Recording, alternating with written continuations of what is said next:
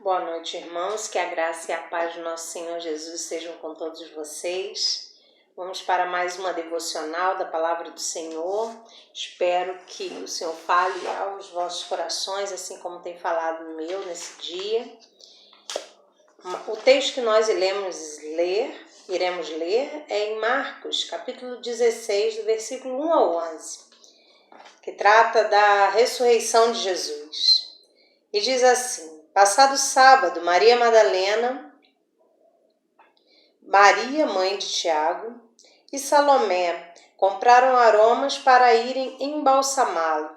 E muito cedo, no primeiro dia da semana, ao despontar do sol, foram ao túmulo. Diziam umas às outras: quem nos removerá a pedra da entrada do túmulo? E olharam e viram que a pedra já estava removida, pois era muito grande. Entrando no túmulo, viram um jovem assentado ao lado direito, vestido de branco, e ficaram surpreendidas e atemorizadas. Ele, porém, lhes disse: não vos atemorizeis, buscai a Jesus o Nazareno, que foi crucificado. Ele ressuscitou, não está mais aqui. Vede o lugar onde o tinham posto. Mas ide, dizei aos seus discípulos e a Pedro, que ele vai adiante de vós para a Galiléia. Lá o vereis, como ele vos disse. E saindo elas, fugiram do sepulcro, porque estavam possuídas de temor e de assombro e de medo. Nada disseram a ninguém. Havendo ele ressuscitado de manhã cedo, no primeiro dia da semana, apareceu primeiro a Maria Madalena, da qual expelira 7 demônios. E partindo ela, foi anunciá-lo àqueles que, tendo sido companheiros de Jesus, se achavam tristes e choravam. Estes, ouvindo que ele vivia e que fora visto por ela, não acreditaram. Bem, esse texto traz algumas lições. A primeira é no versículo 1, passado sábado. Se tem um período na história do mundo e na história de Jesus, eu acho que o dia mais triste, depois da crucificação, é o sábado. O sábado foi o dia de silêncio de Deus. Jesus tinha morrido, tinha sido crucificado, seus discípulos observaram o seu corpo recolhido e a esperança parecia ter morrido junto com ele. Seus discípulos se achavam tristes, choravam, porque parecia que não haveria mais esperança. Tudo que eles tinham visto, todos os milagres que Jesus tinha realizado, parecia que não tinham mais importância e nem faziam sentido, pois o Mestre tinha morrido. Jesus tinha morrido e todo o seu projeto, toda a vida com ele tinha acabado.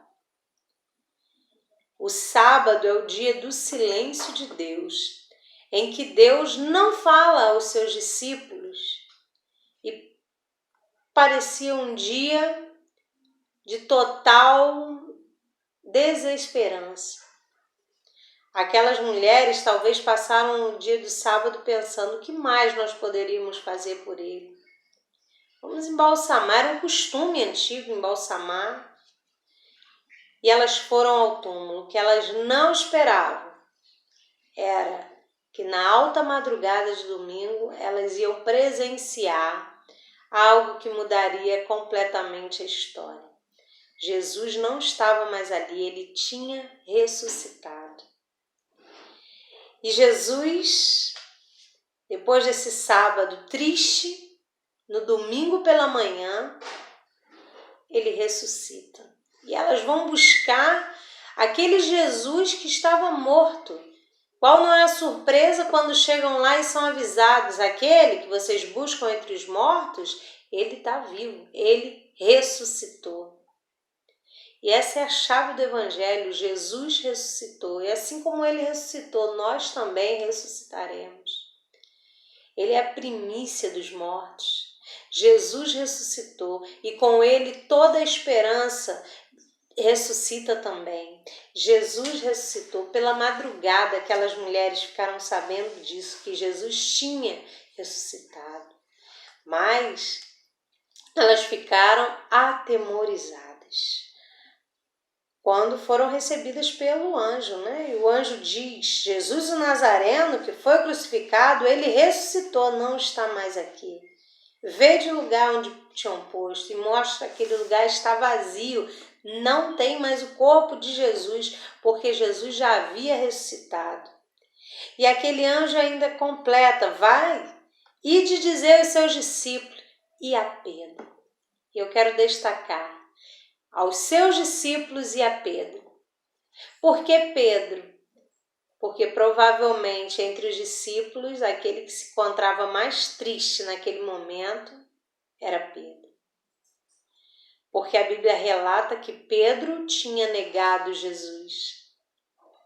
Negou Jesus por 3 vezes. E Jesus olha para Pedro e aquele olhar de Jesus desnuda toda a alma de Pedro.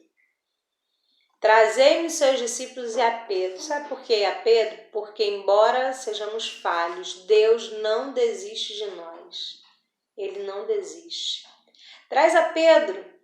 Pedro errou, mas continua sendo meu discípulo. Eu vou restaurá-lo. Eu tenho uma obra na vida de Pedro. Sobre aquela pedrinha pequenininha, quebrada, eu vou fundar a minha igreja. E sobre a igreja, as portas do inferno não prevalecerão. Traze a Pedro, com todos os seus defeitos, com todas as suas carências, com todas as suas lutas. Traze a Pedro. E você pode colocar o seu nome. Traz a Lilian, com todos os seus defeitos, todas as suas lutas, com todas as suas adversidades. Traz. Porque cada um de nós é muito importante para a obra do Senhor. Deus não desistiu de Pedro. Ele ia restaurá-lo. Por isso, traze a Pedro. E só Marcos ressalta Pedro. Só Marcos que traz esse destaque ao nome de Pedro. Elas foram embora e a narrativa continua. Jesus aparece a Maria Madalena. E aqui tem um parêntese, da qual expelira 7 demônios. Maria Madalena sabia o que Jesus poderia fazer quando ele quisesse restaurar alguém. Quando ele queria restaurar alguém. Maria Madalena tinha experiência com o Senhor. Maria Madalena sabia de onde Deus a tinha tirado. Maria Madalena sabia a quem muito é perdoado, o amor superabunda. Ela sabia, ela tinha história com Deus. No primeiro dia, ela foi anunciá-lo àqueles que estavam com Jesus, que eram companheiros de Jesus. Maria Madalena corre e vai anunciar. Eles estavam tristes, choravam e mesmo assim não acreditaram nela. Ela diz: olha, ele ressuscitou, ele já apareceu. Não, nós não acreditamos. Preferimos ficar aqui, tristes e chorando. Nós não acreditamos. Este versículo 11, ouvindo que ele vivia, que fora visto por ela, não acreditaram. Acreditar é decisão. Eles não acreditaram. Se nós continuarmos a ler as narrativas da ressurreição de Jesus, nós vamos ver lá os 2 discípulos no caminho de Emaús. Ficaram com Jesus, estavam com os olhos fechados, não podiam reconhecê-lo, mas reconheceram na intimidade do partir do pão. Como que você não pode saber das coisas que estavam acontecendo? Fica conosco. E depois que Jesus desaparece na presença deles, eles ficam atordoados e perguntam: não aquecia o seu coração? A presença de Jesus não traz mudança. O coração não é aquecido. Traz a Pedro. Eu vou restaurar Pedro. Eu tenho um propósito com ele. Aqueles discípulos sentiam o seu coração aquecido diante da presença do Senhor. Maria Madalena foi correndo dizer a maior notícia que a humanidade poderia receber: Jesus ressuscitou. Não tinha nada perdido. O sepulcro não segurou o corpo de Jesus. A morte foi vencida. A maior e melhor notícia de toda a história. Aquela mulher levou. Os discípulos não acreditaram. Mas como Jesus não desiste de nós, ele aparece aos seus discípulos. Repreende-os, aparece a eles e a Pedro.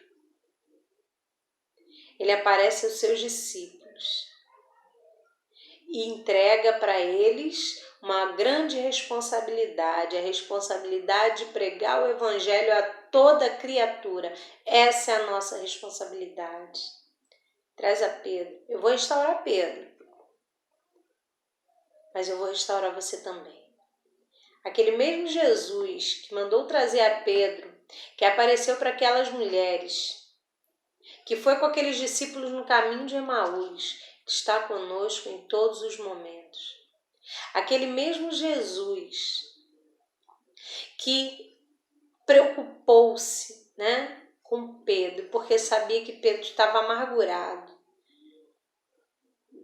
talvez desesperançado. Aquele mesmo Jesus tem o poder de restaurar as nossas vidas. Traz-me a Pedro, mas traz-me também aqueles que estão hoje quebrados, que em algum momento da vida negaram a Jesus.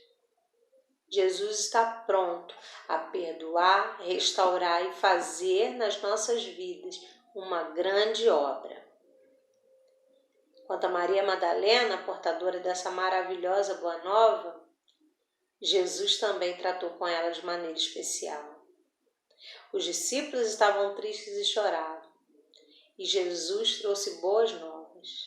Talvez a gente, em alguns momentos, fique triste e chorosos. Ficamos tristes e chorosos. Mas Deus, aquele que ressuscitou a Jesus Cristo dentre os mortos, é capaz de solucionar todos os problemas da nossa vida. Todos. Jesus tem poder sobre tudo.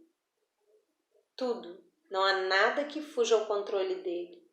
Os discípulos achavam que a morte tinha vencido, mas eles descobriram que Jesus venceu a morte. Se Jesus venceu a morte, ele pode vencer qualquer coisa. Amém? Senhor, nós te damos graças, porque a tua palavra é viva e eficaz. O Senhor não desprezou a Pedro, embora ele tivesse tantas falhas, assim como nós temos, Senhor. Mas o Senhor curou, restaurou, tratou Pedro, para que a partir dele a tua igreja, Deus, fosse fundada. Nós te damos graças, Senhor, pela maravilhosa obra de redenção que o Senhor fez com a humanidade. Dá-nos graças, ó Deus, para alcançar, Senhor, a salvação em Ti a cada dia. Faz em nós, ó Deus, a obra de regeneração completa. Que possamos, ó Deus, estarmos afastados do mundo, mas perto de Ti, que os nossos corações sejam abertos para ouvir e pregar a Tua palavra, a tempo e fora de tempo. Em nome de Jesus. Amém.